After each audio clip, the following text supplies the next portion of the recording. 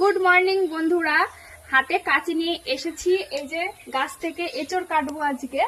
এই দেখতে পাচ্ছ গাছটা, এটা হচ্ছে আমাদেরই কাঁঠাল গাছ। তো এই কাঁঠাল গাছ থেকে এঁচড় কাটবো। এবার আমাদের বাড়িতে দুটো কাঁঠাল গাছ আছে আমাদের, তো দুটো গাছই দেখবো যে কোন গাছটাই এঁচড় সব থেকে বড় হয়েছে। তো সেই গাছ থেকেই এঁচড় কাটবো। তো এই গাছটায় মোটামুটি এঁচড়গুলো ভালোই হয়েছে। এবার আরেকটা গাছ আছে, সেই গাছটা দেখে আসি চলো, যে ওই গাছটাই এঁচড় এই গাছটার থেকে বড় হয়েছে কিনা। দেখবো যে এই গাছটার এঁচড় বড়, সেই গাছটা থেকে আজকে এঁচড় কাটবো, আজকে এঁচড় রান্না করব। চলো যাই। এই দেখো যাচ্ছি আমাদের এই কাঁঠাল গাছটায়। এই দেখো আর একটা কাঁঠাল গাছ, এটা দেখেছো? দেখো কত নিচে থেকেই এঁচড় হয়েছে গাছগুলোতে। এই এঁচড়টা বেশ ভালোই বড় হয়েছে, দেখো এই এঁচড়টা, তাই না? এই গাছটা কিন্তু বেশি এঁচড় ধরেনি। আর একটা যে গাছটা তোমাদের দেখালাম, ওই গাছটা কিন্তু বেশ ভালো এঁচড় হয়েছে। এই গাছটায় একটা একটা দুটো করে হয়েছে, উপরের দিকে অল্পই ধরেছে।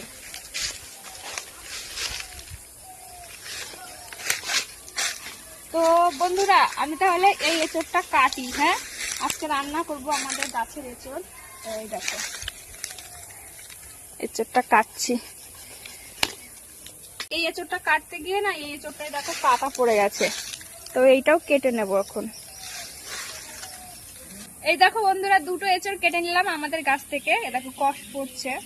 তো এই এঁচড় দুটো আজকে রান্না করব, চলো কাটবো। বন্ধুরা এই দেখো এঁচড়টা এখন কাটবো। বাপরে কি আঠা, লাগলে পরে ছাড়ে না, কথাতেই আছে। বাপরে,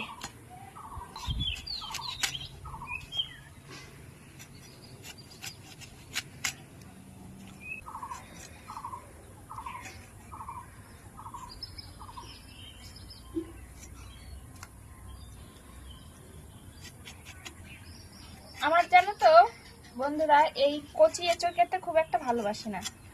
যেগুলো একটুখানি ওই এঁচড়ের মধ্যে সেই মানে কাঁঠালের বীজ টাইপের হয়ে যায় না, বীজগুলো কি সুন্দর মিষ্টি মিষ্টি লাগে খেতে, তো আমার ওগুলো খেতে ভালো লাগে। দেখো আমার এঁচড়গুলো সব কাটা হয়ে গেছে, পিস পিস করে কেটে নিয়েছি। তো এবার একটা আলু কাটবো। এই আলুটা কেটে এর মধ্যে দেব, দিয়ে একেবারে ধুয়ে প্রেসার কুকারে একটু লবণ দিয়ে সেদ্ধ করে নেব, রান্না করব। আলুটা এখন কেটে পিস পিস করবো।